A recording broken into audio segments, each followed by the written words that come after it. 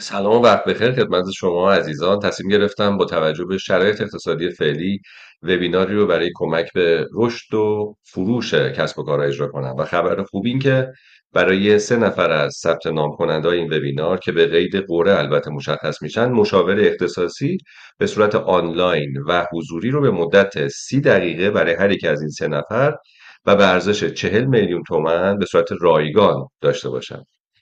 دیجیتال مارکتینگ با گستردگی ابزارها و پلتفرم‌هایی که داره امکان برندینگ چه در سطح سازمانی و چه در سطح پرسونال برندینگ رو فراهم کرده. یکی از فرضیات کسب و کارها از مرحله معرفی بازار تا افزایش فروش داشتن پیج اینستاگرامیه، اما صرفا داشتن پیج بدون برندسازی تضمینی برای موفقیت شما نیست و لازمه که مدل‌ها و ابزارهای برندینگ رو بدونید. توی این وبینار که با ظرفیت محدود و به صورت مدل ورکشاپی برگزار میشه، طی 2 جلسه ولی جامع و کاملا کاربردی با تکنیک‌های عملی آشنا میشید که به شما کمک میکنه: یک، چطور یه برند بسازید.